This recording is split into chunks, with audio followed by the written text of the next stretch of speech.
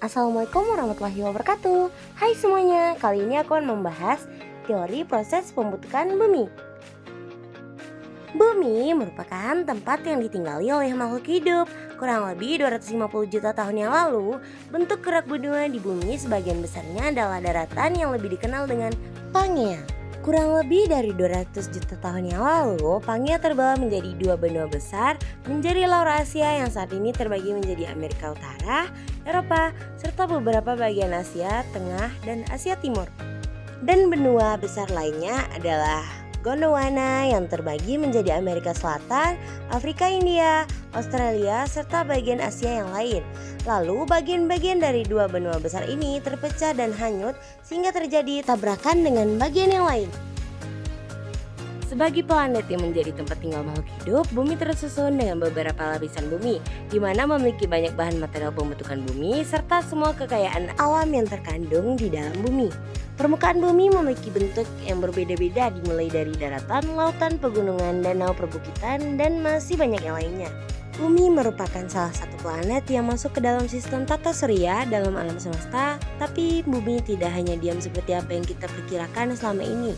Sebaliknya, bumi melakukan perputaran pada porosnya atau yang sering disebut rotasi serta bergerak mengitari matahari atau sering disebut revolusi dan pusat sistem tata surya. Semua itulah yang menyebabkan terjadinya siang dan malam serta pasang dan surutnya air laut.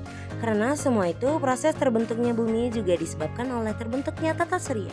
Adapun teori-teori proses pembentukan bumi. 1. Teori kabut atau yang sering disebut nebula.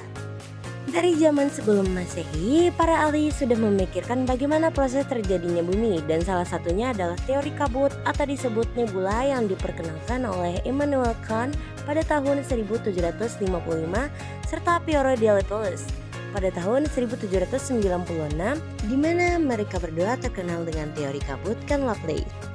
Dalam teori tersebut mengatakan bahwa di dalam jagat raya terdapat gas yang berkumpul menjadi kabut atau nebula, di mana gaya tarik-menarik antara gas yang kemudian membentuk kumpulan kabut yang sangat besar serta berputar semakin cepat. Di mana proses perputaran yang sangat cepat ini, materi kabut di bagian khatulistiwa terlempar dan terpisah serta memadat yang disebabkan karena pendinginan. Pada bagian ini, planet-planet di dalam tata surya atau nebula terbagi menjadi beberapa tahap. Matahari beserta planet-planet yang masih berbentuk gas, di mana kabut yang masih sangat pekat dan besar, kabut yang masih berputar serta berpilin dengan kuat, dan pemadatan terjadi pada pusat lingkaran dan kemudian membentuk matahari.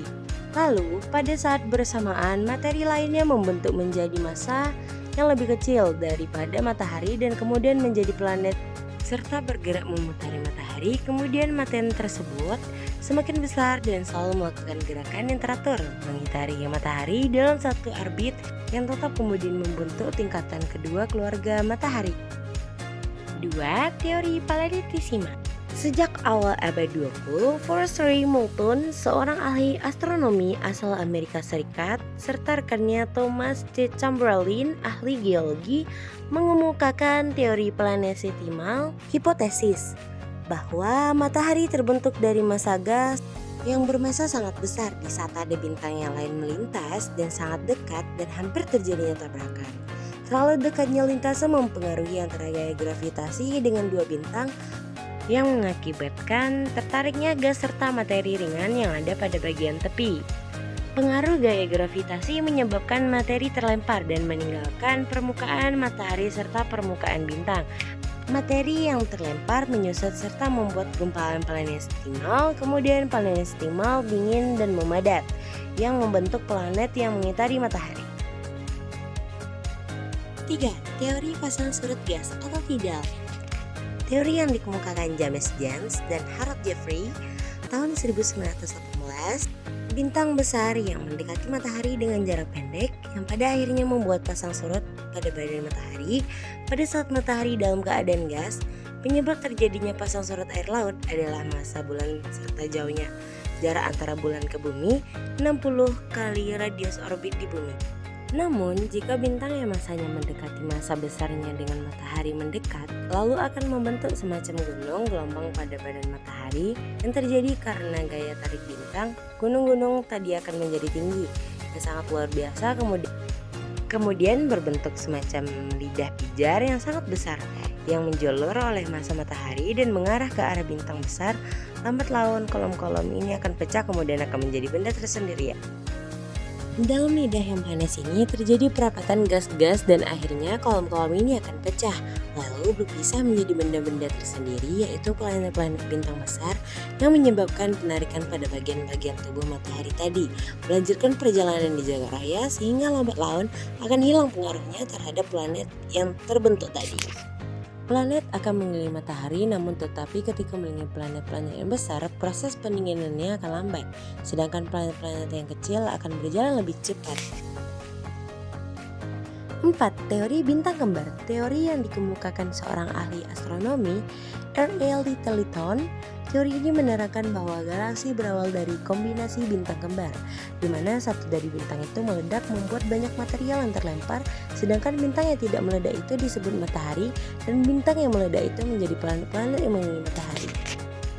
5. Teori Big Bang.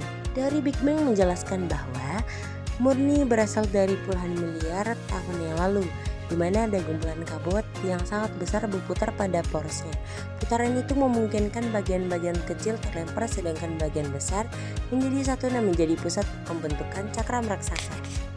Gumpalan raksasa itu meledak dan membentuk galaksi dan nebula-nebula sekitar 4,6 miliar tahun. Pembekuan dan terjadi membuat nebula-nebula membentuk galaksi bernama galaksi Bima Sakti dan kemudian berbentuk sistem tata surya.